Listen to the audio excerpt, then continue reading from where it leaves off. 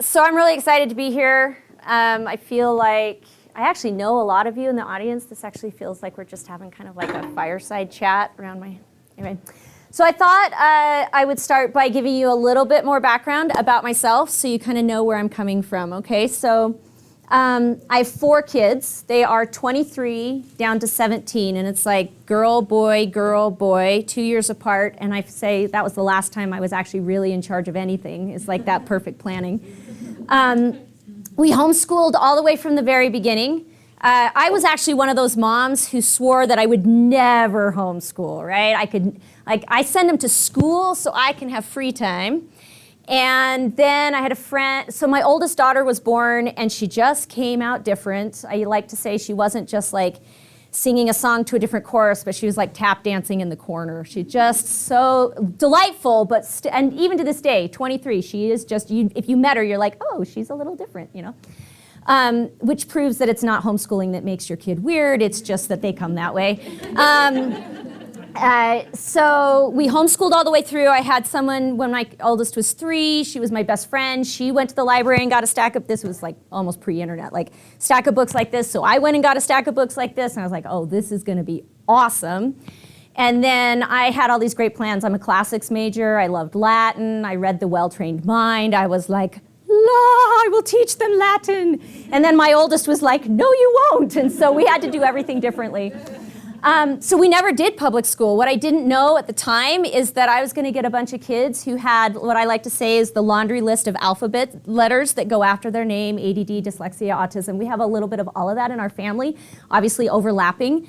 And so I had to learn along the way a lot of different things. And I didn't realize at the time that public school was really going to be a good fit for our family. I just kind of liked the idea. Now I have 3 that are in college, and my youngest is a senior next year, which basically means I'm about to graduate from homeschooling, which is the weirdest thing ever. And that means I've been doing this since like 2003, which I say makes me a grandma in the homeschool community because we've been doing it for so long.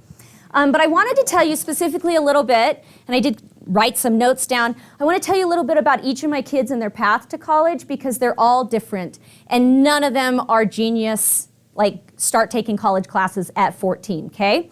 So Lillian is my oldest. She is the most pleasant student. You love having her in a class, but she's like all over the place. She's really good at inferring. She was actually a really good test taker. So I thought every kid was a good test taker because she could just guess answers. She did minimal ACT prep. She got a 28 on the ACT, so that was pretty good.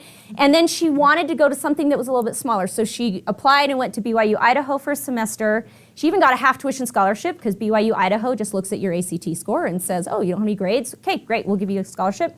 She went on a mission and then she transferred to BYU, which is where she is currently. My second son, or my first son, my second child, Thomas, he just quit schooling at 14, which you'd say, well, you were the teacher. And I was like, well, relationship, school, I'm gonna pick relationship, right? He was a dancer, so he just danced all through high school.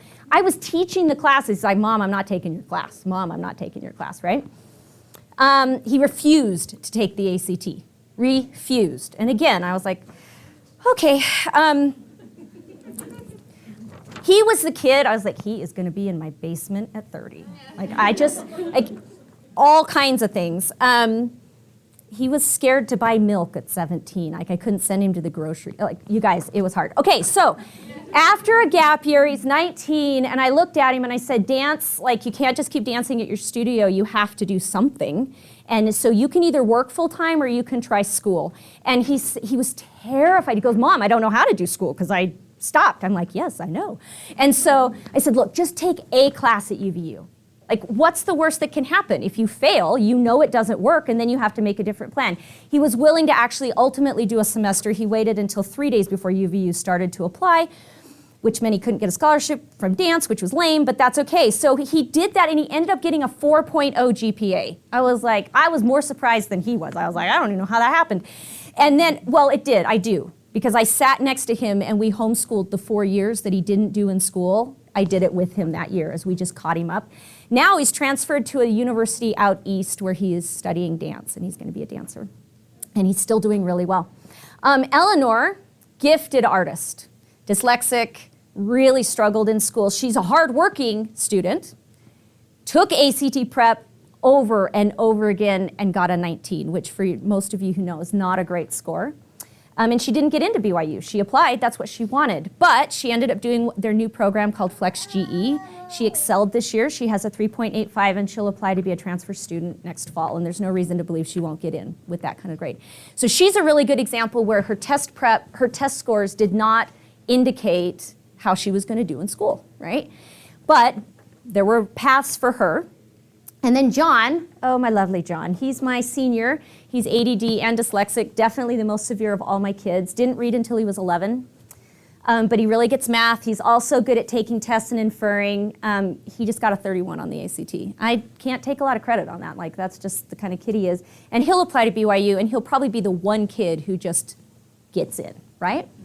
So none of my kids are the kid who's taking, who's taking college classes at 14. They're just not, I got a bunch of creative kids, not a bunch of super academic kids.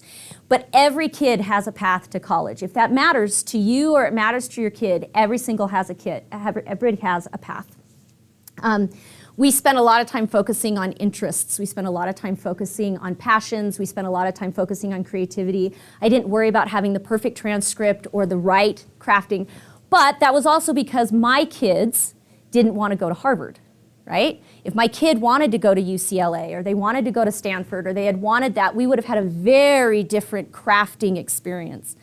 So one of the things we're going to talk a little bit is how you try to make sure your kid has the right kind of experience in junior high and high school so they're ready for whatever they want to do. But here we go. First thing, number one, for those of you who are taking notes, is the mindset of don't stress. Like, I feel like right after I don't know if I can homeschool is the I don't know if my kid can get into college. And am I doing enough to get them into college? And I hope what my story, the only reason I spent that much time on the story is I hope you know every kid has a path to college, regardless of how you craft your homeschool. I know unschoolers who've never taken an academic class until they go to college who get into college, right? They're prepared in some ways, and in other ways they have to figure things out like, oh, there are deadlines, and oh, you have to actually like double space your papers. They figure that out their first semester, along with some of the kids who've been through public school. But, so here's how it works. What you want to do is not when your kid is 12, unless they're that kid who knows they want to be a doctor since they've been like 3 years old and they're on the brain surgeon track. Most of the time, your kid doesn't really have any idea what they want to do until they're 15, 16, that starts to kind of bubble to the surface, but maybe not, because it's developmentally appropriate to have no idea what you want to be when you grow up when you're 15, unless you say you want to be like an influencer. Like, I'm going to be a YouTuber, and you're like, stop watching Mr. Beast videos, right? Because like, that is not normal. Anyway, and it isn't. I just watched one the other day where he's like, this is what it should, anyway, sorry. He was giving advice about when you should and should not be a YouTuber. It was a really good one. So what you want to do is you want to look at 2 to 3 schools that you think your kid would be interested in and or include them in that conversation. So certain schools are significantly easier to get into than others, right? They're all across the spectrum, and I am a pretty well versed in the Utah schools, but I could also tell you about some schools out of state. Obviously, going to UVU is not the same as going to Harvard, right? I'm going to give you extremes. And actually, going to UVU is probably a more academically challenging school than going to Utah Tech, which used to be called Dixie College, right? Like, every school kind of fits in different frameworks. So what you're going to do is you're going to say, what are the 2 to 3 schools that probably is kind of our target? And then you find whichever one is the most difficult to get in, and that becomes your benchmark, right? So in the state of Utah, that's probably BYU or U of U. Or no, because even USU up in Logan is easier to get into, right? So in Utah, if BYU or U of U is the top pick of the 3 schools you would pick, because your kid's like, yeah, I could go to UVU or BYU or maybe BYU Idaho, or I'm happy with snow or whatever, then BYU becomes your benchmark or U of U becomes your benchmark. And what's nice about that is then you can look at what do we have to do to make that work, and then you'll be able to do everything else, right? Those plan B, plan C, whatever, the kid decides to take a year off and do something cool. Like so that's the first thing, and you're going to use your benchmark as the goals. Second, I just want to talk really quickly about some vocabulary that matters a lot in this world. So we're going to do, the first thing is we're going to do diploma versus transcript. Because in the homeschooling, I'm starting to ask questions where I'll get a lot of like, how do I get a high school diploma? But the reality is, that's not the hard part, it's the transcript, right? So a diploma is a piece of paper that somebody gives you that says you have finished an educational experience. And you, as a homeschool mom or dad in the state of Utah, you can issue your diploma, right? The diploma means nothing. You will never show your diploma to a university because the diploma, if you think about when you apply for school, right? Nobody has a diploma when they apply as a senior, right? It's December. So the diploma is just a piece of paper. So if someone says, oh, you've got to have a diploma to be able to apply for whatever job, you can give the diploma. The transcript is different. The transcript is that piece of paper that lists all the classes that were taken in 9th, 10th, 11th, and 12th grade and the grades that the kids got. There are accredited transcripts and unaccredited. You can create a transcript as a homeschool mom. You list the classes, you list the grades. And homeschool moms get really creative, right? Speech and debate can be an English class, it doesn't have to be an English class, right? We got more creative with some kids than others. But an accredited transcript, that's the one that actually is where there are institutions, there's 7 in the country, they're regional, and they accredit the school. They say what you offer allows you to put a grade on here that a university says, oh, that was a 9th grade English class, or that was a 10th grade math class, or whatever. Some schools will only accept accredited grades or an accredited transcript. Some schools will accept an unaccredited transcript. That's why it's so important to go see, come on in. That's why it's so important to find out what your school wants, okay? Unlike 25 years ago, most universities have a path for homeschoolers who do not have an accredited transcript. Everybody in the state of Utah has a path. There are states outside of Utah that do not, like New York, California, places that tend to be a little bit more, I will say left-leaning, tend to have more oversight in their education, and getting into some of those state schools are harder.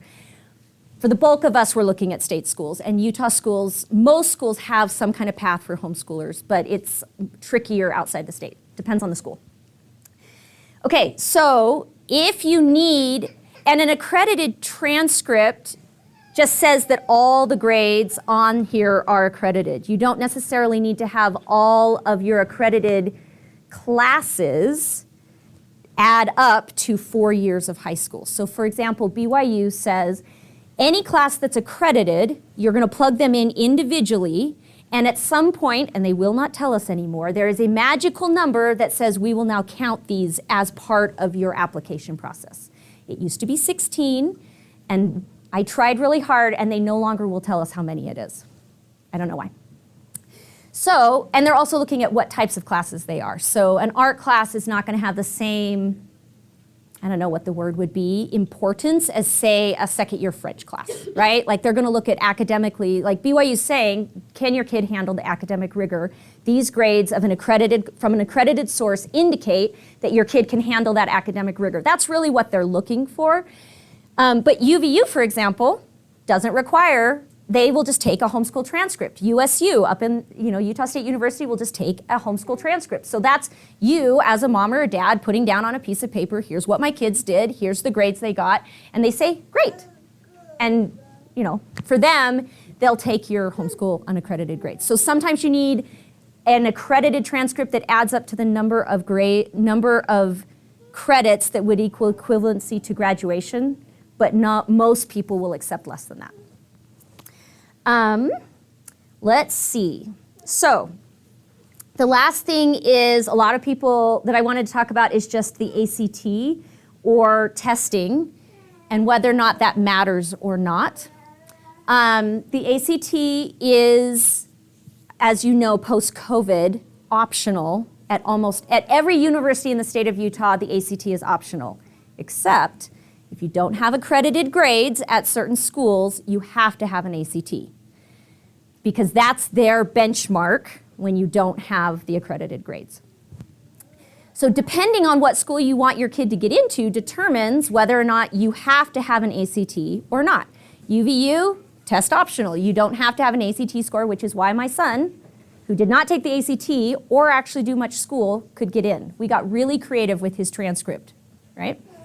BYU, if you don't have enough accredited credits, which once again, you don't know what they are, requires an ACT score. Now, other schools require ACT for scholarships. So for example, UVU says you don't have to have an ACT score to get in, but if you want to apply for a scholarship, we need an ACT score. So it depends on the school to determine what is going to allow them to get different pieces of the package. And then the dates are different and stuff like that. I'm a big believer that the ACT tests like that much of a sliver of a student's academic capability, and it may or may not even be a good indicator of whether or not they're going to do well in school. But it is, I can see how for a university it acts like a benchmark, right? But it is optional across the board if you have accredited grades. It is my personal mission for the IE program to get to the point where we can accredit our classes, but that's down the road, just so you know. Sam is sitting here. I hope he's okay I said that. So with that, I'm going to give you a couple tips, and then I'm going to open it up for Q&A, okay? So the first thing is, there are ways to, so the first tip is please keep everything until they graduate. From 7th grade on, just throw it in a box, put it in a bin, stick it in the shed. It doesn't have to be organized. It doesn't have to be cataloged. But I can promise you that the minute you let your kid throw stuff out is the minute you want to take a package of something and either remember what they did, because I don't know about you, but homeschool mom brain, like, I can't remember. I'm like, I don't know what we did 2 years ago. Like, I have to go find my spreadsheets. But there are ways to get homeschool classes accredited through different programs. There's some fees associated with it, but you have to send them what they did. And my daughter, because we were in the process of trying to accredit some of her classes because I knew her ACT score was kind of low, and she was like, I threw it all away. And I just was like, no, because that was like a whole class we could have put a grade to. It was like a history class, and she had just, she's also the one who took her math assignments and flushed them down the toilet when she was like 6 and 7. So she just likes to eliminate things. So that's my first tip, is keep everything. Chuck it in a box. You may never need it. You can do a bonfire when they graduate, but don't throw anything away. Second tip, be aware of dates that are important, and I would say start paying attention to dates their sophomore year. For example, if your kid's going to take the ACT, every kid in the state of Utah, regardless of whether they're enrolled in school or not, gets one free ACT their junior year through their public school district, okay? But depending on the school district, you have to be aware of that, and you have to contact them, things like that. Some are better than others to let you know what's going on. You want to pay attention to when your application deadlines are and when your scholarship deadlines are. Priority applications versus regular deadlines versus scholarship deadlines are all over the map. I'll give you an example. UVU, you can apply 3 days before and go. But if you want a scholarship, you have to apply in March, the previous year. It's good to know the sophomore year because that's when you really want to start thinking like, what is the goal? Where are you headed? Do we need to do ACT prep? Do we not need to worry about it? Just as a plug, I'm doing ACT prep in Provo this year through the program. So if you're looking for that, I can help you. So just being aware of your deadlines, because it is a pretty busy thing. And there's essays for some schools, not for others, things like that.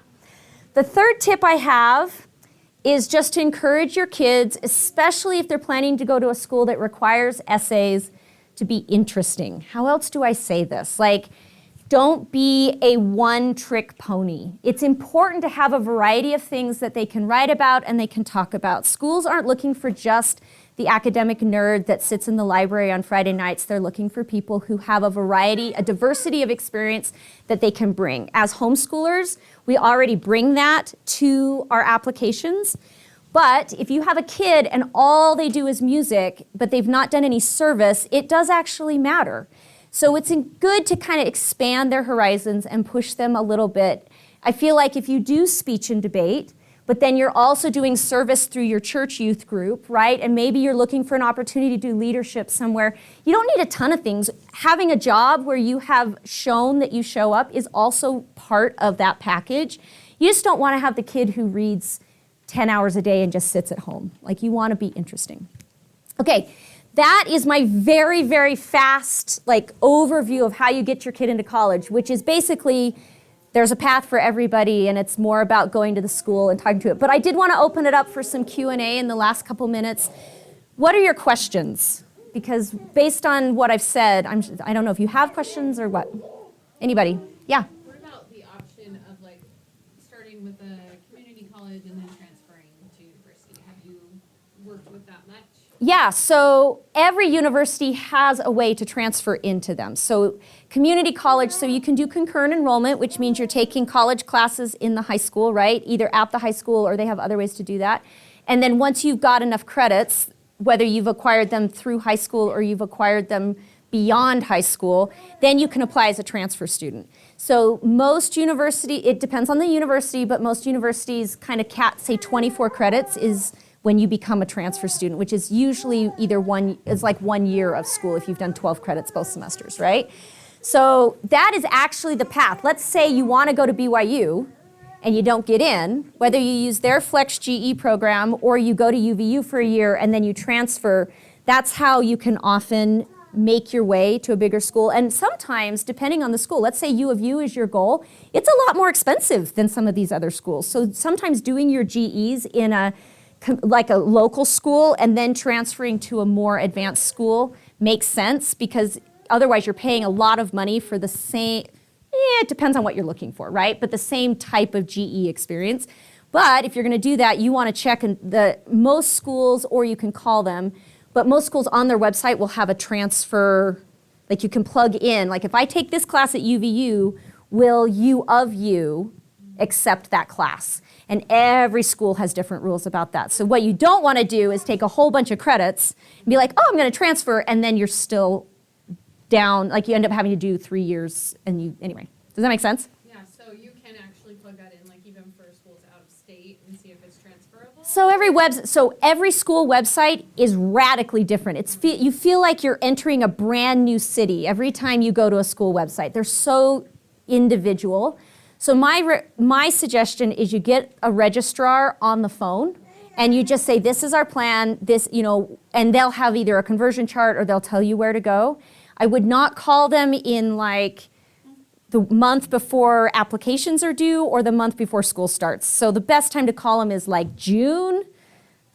Well, yeah, June, or like October. Like there's slower times where you won't be on hold quite as much. Okay, cool. Yeah. Just to add to that, at the U of U, I was one of the counselors that would take people's transcripts. An expert. I'm here for you. But anyways, they could be flexible. Like I would have to be able to check mark, okay, they did this part. It will count as English. Sometimes I could even follow up with people and say, can you give me more information to see if this can count as an English credit toward it. So Yeah. it's more flexible than they tell you. And I think that's fair, because like I got to get on the phone with my son's school in Pittsburgh, because there are definitely classes he shouldn't have to take and they're not telling him right. And I'm like, we're gonna be a little squeaky, because we paid for him already. We don't want to pay for him again. Okay, yeah. How many credits should I be giving my child for certain classes, like at homeschool classes? I don't know how it compares Yeah. to public school. Well, okay. How would they do it, like an Algebra 2 class be at the public high school? So a textbook that takes a year to do would be considered a credit. 1 credit. 1 credit. Half a year is half a credit. 1 credit is 1 year. If you use NARS, NAR, North Atlantic Regional High School, which will, for a fee, will accredit any class, does it by hours. If you don't have a textbook that you've finished, they say, well, how many hours did you spend doing this class? And I think I want to say it's 80 for half a credit and 160 for a full credit, but I can't remember. Don't quote me on that. But here's what you need to remember. Think about how, and I have learned this more and more just recently. If you're in an English class, there's sometimes 10 minutes of instruction, and if it's an hour-long class, 10 minutes of instruction and 50 minutes of sitting and just reading your book. That's how the teachers structure their classes. They're like, I can't get the kids to read at home, so we'll just do all the work in class. So as a general rule, this is not every homeschooler, but I would say most of the time, the amount of work we think earns a credit, or the amount of work that we think earns an A, is significantly higher than what that would be at most public schools. So we can give our kids a lot of grace when we're grading them, and we should definitely be aware that there's a lot. I mean, they're getting credit for going to assemblies, they're getting credit for Lagoon Day, they're getting credit for a lot of time in class that may not be like announcements, like instructional time. Does that make sense? Yeah. Can you tell me that school name again that you just said? Yeah. So I have no affiliation with them. The North Atlantic Regional High School, otherwise known as NARS, NARHS, they let you accredit I haven't looked at it this year, but it was $100 a credit. So, and here's what you need to know about NARS. Phenomenally easy to work with, worst website on the planet. So when you look at the website, you're like, I have no idea what's going on here. But once you get into the system and get someone you can talk to, they are actually really good to work with. They have a lot of options. Yeah? Do you have any thoughts on the GED? Thoughts on the GED. So I personally have never done the GED. You do not need the GED to get your kid into into anything. I have heard through the rumor mill that a GED tends to say, I couldn't hack public school. And so it sends a signal of a type of situation. At one point, if you wanted to be a highway state trooper and you didn't have a public school transcript, you needed the GED. But that was like 10 or 15 years ago. I don't know if that's changed. As a general rule, I would say that is not worth your time and effort if your goal is college. Nobody needs it to get into college. Yeah? Just an exception that Yeah. my oldest, at 16, some things not going awesome in school, not loving it. We got the GED specifically. She could get in as an adult if she had applied the second that it opened, and it would close like that. But she got cosmetology. She did cosmetology her last year of school, and that was why we got the GED, was because then she was considered adult. Whereas if she was a high school student, she didn't get to apply until everybody else had an opportunity Yeah. first, and she had to be taking however many high school credits at the same time that she was taking that, and so it was a good path for us. Yeah, so I think the principle there is if you have a specific thing that you want, you do what homeschoolers do best. We research, we ask questions, and we go find things out, right? And then we're like, oh, now I'm going to need that thing. But I feel like there's very specific situations. Yeah. But for us, it was like Yeah, that's amazing. it was golden for us. Cool. Okay, what else? Yeah. Do IEP courses come with like a grade that you get at the end? You got an A in speech and debates or anything like that? Not officially, but if as the English teacher, someone came and said, I need you to give my kid a grade, I could do that. I had a kid who was building their homeschool transcript, and she said, well, what grade would you give me? And I was like, remind me, did you do a few things? Because I was trying to remember, and I was like, yeah. And I said, okay, great, here's your grade. And she was like, oh, that's higher than I thought it was. And I was like, yeah, because I have a different perspective. You guys, I ask my kids to grade themselves at the end of every year, and inevitably, your students grade themselves lower than the grades I would give them. Inevitably. I have rarely had a kid who's like, I got an A, and no kid gives them an A in my class, and I would tell you 50 to 60% of the kids I would give an A, based on how grading works today, right? We're not doing the bell curve C type thing, but anyway, everybody's harder on themselves than they need to be. Yeah? Do you have a favorite program for an early associate? I don't. In fact, you know what? I'm not the person to talk to. Allison, who gave the last presentation, she is going to be a better resource for early associates across the board. She's the one to talk to. Did I see another hand? Okay. I think we are at time, so I'm going to go ahead and wrap up. Thank you so much. Oh, I've put together a spreadsheet that lists, it's like a Google spreadsheet, and it lists every school in the state of Utah, although I just added Westminster, and it lists the homeschool requirements. You guys, these are not always listed on the websites, and I have a QR code at our booth. If you scan the QR code, then and fill out the little form, I will share that spreadsheet with you. Because it's nice to know ACT optional, I need the ACT for scholarships, which ones need essays, which ones don't, and the rules are sometimes different for homeschoolers, so that's just something I've put together. So please come visit our booth right before you leave here pretty quick and scan that if you want that spreadsheet that just gives you up-to-date information on that. Yeah, I was Jansen. just going to say that we also have all of your emails if we, if you checked in, and so there are a few resources that the speakers have presented today, and we can send that out in a post-event email. So. There you go. There you go. All right. Thank you so much, you guys.